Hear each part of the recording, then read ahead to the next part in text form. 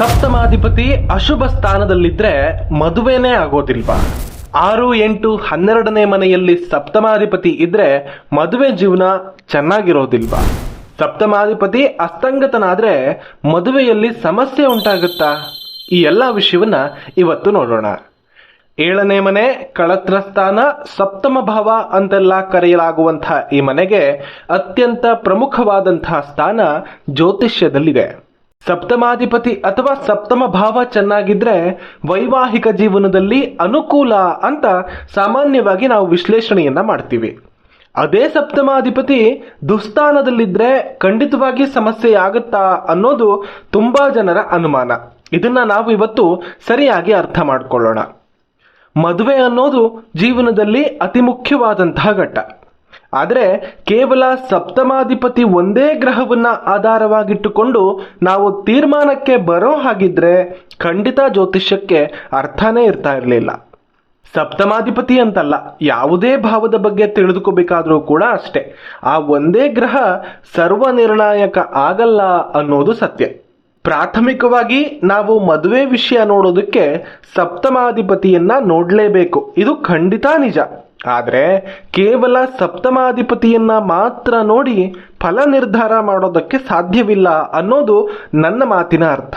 ಇದು ಕೇವಲ ನನ್ನ ಮಾತಷ್ಟೇ ಅಲ್ಲ, ಜ್ಯೋತಿಷ್ಯ ಶಾಸ್ತ್ರವೂ ಕೂಡ ಇದನ್ನೇ ಹೇಳುತ್ತೆ. ಯಾವುದೇ ಫಲ ನೋಡೋದಕ್ಕೂ ಆ ಭಾವ, ಆ ಭಾವದ ಅಧಿಪತಿ, ಆ ಭಾವಕ್ಕೆ ಕಾರಕ ಗ್ರಹ ಅಂತ ಇರುತ್ತೆ. ಅದರ ಜೊತೆಗೆ ಆ ಜಾತಕದ ಲಗ್ನ, ಪಂಚಮ, ಭಾಗ್ಯಾಧಿಪತಿಗಳನ್ನ ಕೂಡ ನೋಡ್ಬೇಕಾಗತ್ತೆ. ಅಂದ್ರೆ ಈಗ ಸಪ್ತಮಾಧಿಪತಿಯನ್ನ ಮಾತ್ರ ನೋಡಿದ್ರೆ ಸಾಕಾಗಲ್ಲ ಅನ್ನೋದು ಇದರ ಅರ್ಥ.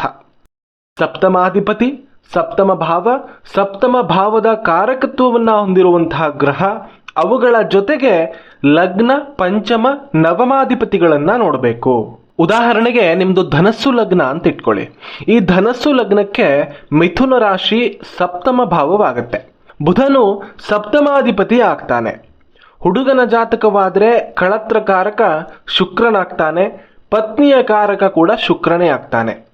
ಲಗ್ನಾಧಿಪತಿ ಗುರುವು ಪಂಚಮಾಧಿಪತಿಯಾಗಿ ಕುಜನು, ಭಾಗ್ಯಾಧಿಪತಿಯಾಗಿ ಸೂರ್ಯನೂ ಆಗಿರ್ತಾರೆ. ಈ ಎಲ್ಲಾ ಗ್ರಹಗಳನ್ನ ನಾವು ಗಮನಿಸಬೇಕಾಗತ್ತೆ. ಲಗ್ನಾಧಿಪತಿಯನ್ನ ಎಲ್ಲಾ ವಿಷಯಗಳಿಗೆ ನೋಡಬೇಕು, ಪಂಚಮಾಧಿಪತಿಯನ್ನ ಸಂತಾನ ಸಂಬಂಧಿತವಾಗಿ ಮತ್ತು ಅನುಕೂಲಕ್ಕಾಗಿ ನೋಡಬೇಕು, ಮತ್ತು ವಿವಾಹದ ನಂತರದ ಜೀವನಕ್ಕಾಗಿ ಭಾಗ್ಯಾಧಿಪತಿಯನ್ನಂತೂ ನೋಡಲೇಬೇಕು. ಅದೇ ಸ್ತ್ರೀ ಜಾತಕ ಅಂತ ಅನ್ಕೊಳ್ಳೋಣ. ಕುಜನನ್ನ ಮತ್ತು ಗುರುವನ್ನ ಕಡ್ಡಾಯವಾಗಿ ನೋಡಲೇಬೇಕು. ಗಂಡಿನ ಜಾತಕದಲ್ಲಿ ಯಾವುದೇ ಲಗ್ನವಾದರೂ ಹೇಗೆ ನಾವು ಶುಕ್ರನನ್ನ ಪ್ರಮುಖವನ್ನಾಗಿ ನೋಡ್ತೀವೋ, ಹೆಣ್ಣಿನ ಜಾತಕದಲ್ಲಿ ಯಾವುದೇ ಲಗ್ನವಾದರೂ ಕೂಡ ಕುಜ ಮತ್ತು ಗುರುಗಳಿಗೆ ಅಷ್ಟೇ ಪ್ರಾಮುಖ್ಯತೆಯನ್ನ ಕೊಡಬೇಕಾಗತ್ತೆ. ಒಂದು ವೇಳೆ ಸಪ್ತಮಾಧಿಪತಿ ದುಸ್ಥಾನದಲ್ಲಿದ್ರೆ ಬೇರೆ ಯಾವುದಾದ್ರೂ ಒಂದು ಅಂಶ ಚೆನ್ನಾಗಿರಬಹುದು. ಉದಾಹರಣೆಗೆ ಸಪ್ತಮ ಭಾವದಲ್ಲಿ ಶುಭ ಗ್ರಹಗಳು, ಯೋಗಕಾರಕ ಗ್ರಹಗಳು ಕೂಡ ಇರಬಹುದು. ಅಥವಾ ಲಗ್ನದಲ್ಲಿದ್ದು ಆ ಗ್ರಹಗಳು ಸಪ್ತಮದ ಮೇಲೆ ತಮ್ಮ ಶುಭ ದೃಷ್ಟಿಯನ್ನ ಹರಿಸ್ತಾ ಇರಬಹುದು. ಕಳತ್ರಕಾರಕನಾಗಿರುವಂತಹ ಗ್ರಹ ಶುಭ ಸ್ಥಾನದಲ್ಲಿರಬಹುದು. ಅಥವಾ ಕಳತ್ರಕಾರಕ ಪಂಚಮ ಅಥವಾ ಭಾಗ್ಯಾಧಿಪತಿಯೊಡನೆ ಸೇರಿರಬಹುದು. ಸಪ್ತಮಾಧಿಪತಿಯನ್ನ ಕಳತ್ರಕಾರಕನು ದೃಷ್ಟಿಸ್ತಾ ಇರಬಹುದು. ಅಥವಾ ಸಪ್ತಮಾಧಿಪತಿ ನವಾಂಶ ಕುಂಡಲಿಯಲ್ಲಿ ಸುಸ್ಥಿತಿಯಲ್ಲಿ ಇರಬಹುದು. ಅಥವಾ ಜಾತಕದಲ್ಲಿ ಅನುಕೂಲವಾದಂತಹ ಯಾವುದಾದ್ರೂ ರಾಜಯೋಗ ಉಂಟಾಗಿರಬಹುದು. ಹೀಗೆ ಯಾವುದೇ ವಿಷಯದಲ್ಲಿ ಅನುಕೂಲವಾಗಿರುವಂತಹ ವಿಷಯಗಳಿದ್ರೂ ಕೂಡ ಪಾಸಿಟಿವ್ ಫಲಗಳನ್ನ ನಾವು ಮದುವೆ ವಿಷಯಕ್ಕೆ ಸಂಬಂಧಪಟ್ಟ ಹಾಗೆ ಪಡೆಯುವಂತಹ ಸಾಧ್ಯತೆ ಇರುತ್ತೆ.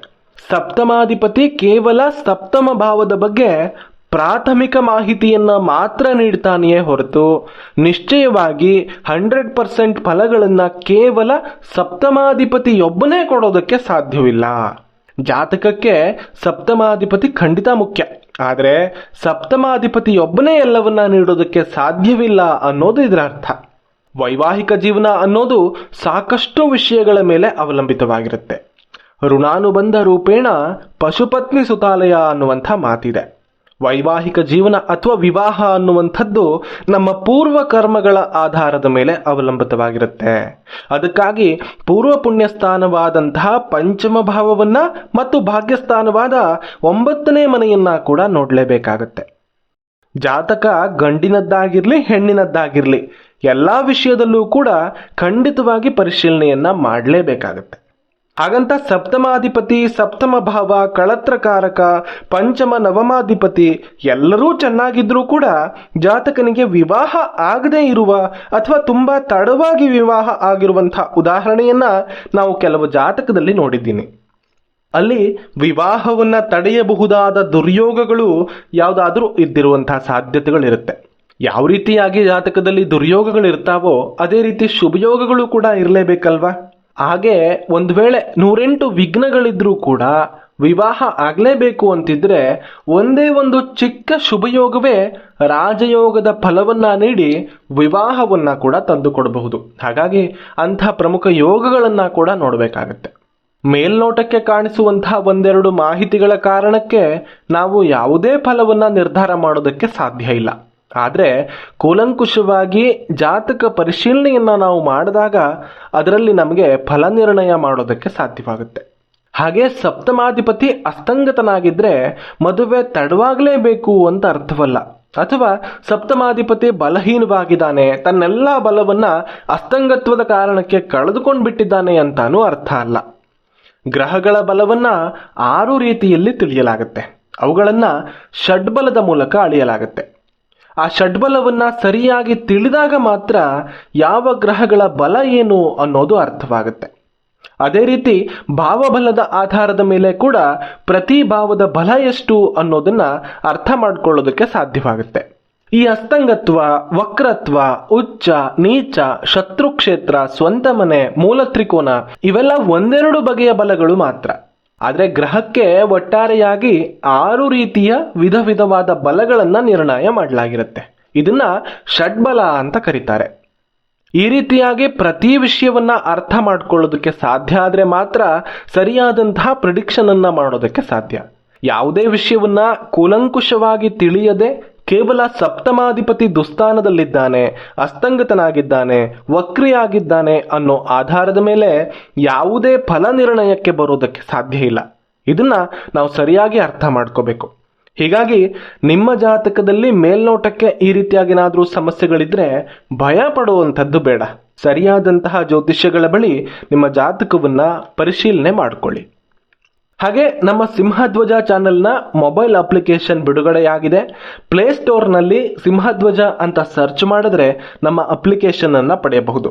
ಇದರಲ್ಲಿ ನೀವು ಕನ್ಸಲ್ಟೇಷನ್ ಅನ್ನ ಬುಕ್ ಮಾಡ್ಕೋಬಹುದು, ಜ್ಯೋತಿಷ್ಯ ತರಗತಿಗಳಿಗೆ ಜಾಯಿನ್ ಆಗಬಹುದು ಮತ್ತು ಜ್ಯೋತಿಷ್ಯದ ಕ್ವಿಜ್ಗಳಿಗೆ ಆನ್ಸರ್ ಮಾಡುವಂತಹ ಮೂಲಕ ನಿಮ್ಮ ಜ್ಯೋತಿಷ್ಯ ಜ್ಞಾನವನ್ನ ಪರೀಕ್ಷೆ ಮಾಡ್ಕೋಬಹುದು. ಅತಿ ಹೆಚ್ಚು ಅಂಕಗಳನ್ನ ಪಡೆದಂಥವರು ಈ ಒಂದು ಅಪ್ಲಿಕೇಶನ್ ನಲ್ಲಿ ಲೀಡರ್ ಬೋರ್ಡ್ ನಲ್ಲಿ ಇರ್ತಾರೆ. ಅದನ್ನ ನೀವು ಗಮನಿಸಬಹುದು. ಈಗಲೇ ಡೌನ್ಲೋಡ್ ಮಾಡಿಕೊಳ್ಳಿ. ಮುಂದಿನ ವಿಡಿಯೋಗಳಲ್ಲಿ ಇನ್ನೊಂದು ವಿಷಯಗಳ ಜೊತೆ ನಿಮ್ಮ ಎದುರುಗಡೆ ಬರ್ತೀನಿ. ಜೈ ಶ್ರೀರಾಮ್, ಹರ ಹರ ಮಹಾದೇವ್.